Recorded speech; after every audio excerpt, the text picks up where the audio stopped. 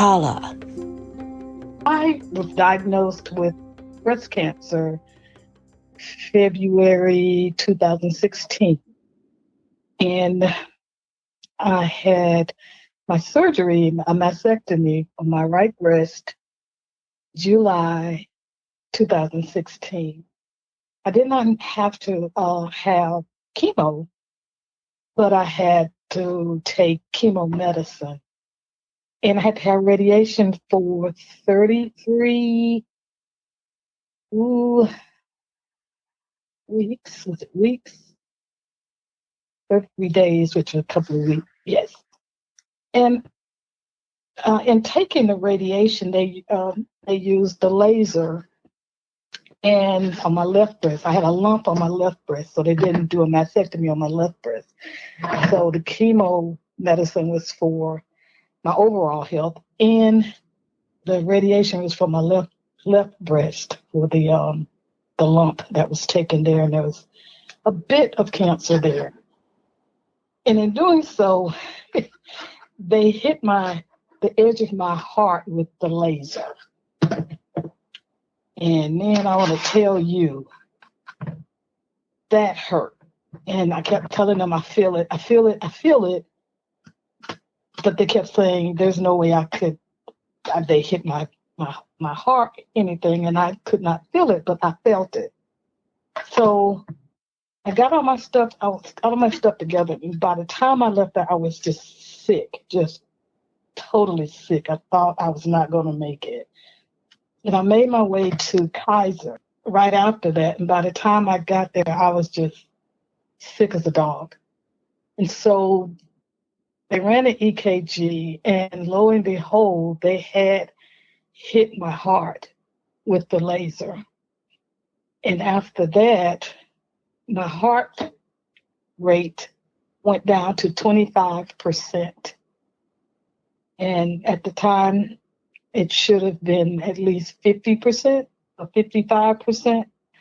And then they had to put me on lisinopril for high blood pressure to bring my pressure up. And they put me on metoprolol as a beta blocker. And I'm still on both of those now. Well, my heart rate is at 55%. But I told him I never felt any problems like, being tired, or the only time I almost passed out was before I made it to Kaiser that day when they hit me with the laser. But other than that, I never had any problems until I went to the cardiologist, and he says that's why they call it the silent killer. I was just really sick. As I say, I'm still on high blood pressure, the lisinopril, because he said I have to be on that for the rest of my life because they're afraid that my heart rate, the beat, may go back down. And the funny part is I have low blood pressure, which is always an issue before. So, but they had to give me high blood pressure to bring my pressure up, which, it sounds kind of funny, but I guess that's the way your body works. Some days I have good days. I have many good days, but sometimes I have, every so often, I just have to sit. I mean, it's like I cannot do anything. And I always tell people to make sure they check their heart and have their breast examined. Because heart disease, they don't tell you, my mother's age group, they didn't know or didn't tell you that when your hormones stop, that you become susceptible to heart disease, and the loss of hormones, that bears witness to that. The radiology doctor, she says, "Why didn't you say something before you left?" I said, "I did. I told your staff." And they refused to say anything to tell her. And so I said I wanted to see her, but they refused to do it. And by this time I was like, these people are not going to help me. I'm not going to be here. They're not going to kill me. So I went to Kaiser, and they called back and said what they were going to do because of the derelict of duty that her technicians had done. And so the next time I had radiation, I did not have those texts. Those texts were not there anymore. My mother, they're from the age group of in the Depression era. So during that time.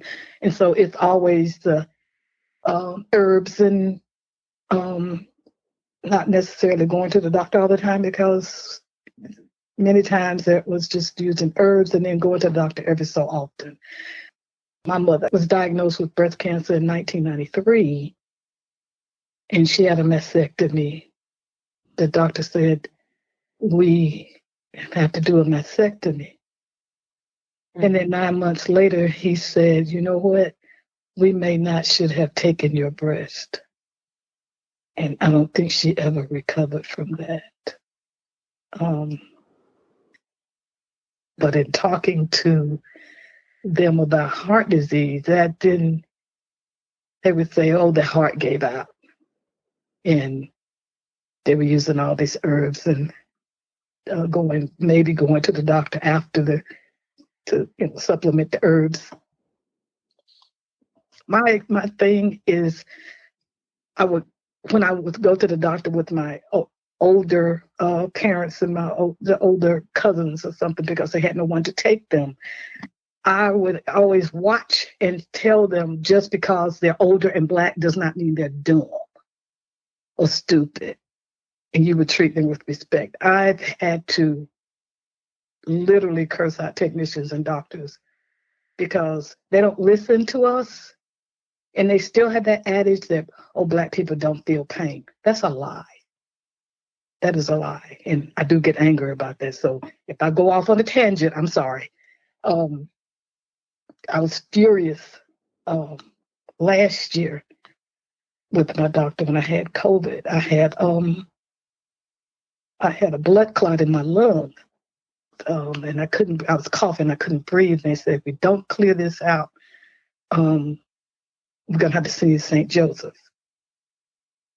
When they tell you they're going to send you to, is it St. Joseph or Northside? When they tell you they're going to send you to those two hospitals, they're going to put you on a respirator. Okay? That's what they're going to do.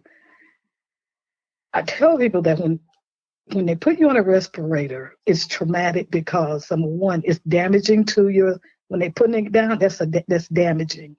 And then when they take it out, that's damaging if you don't die. And so I was telling them, I'm not going to the hospital. I spoke to God. I prayed to God. I don't need to go, and I'm not going. And so they were saying, oh, no. I said, no, I'm not going. And I said, I hurt, and I need something. I need, need for y'all to do whatever you need to do here at Kaiser. And that's when they really went to work then.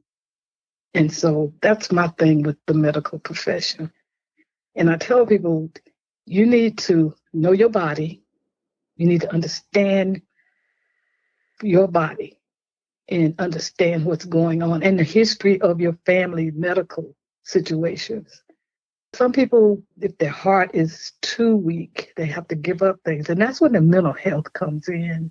They have to find something to have them enjoy life. I've adjusted. I've adjusted what I can and my limitations, but I have not given up enjoying what I can do.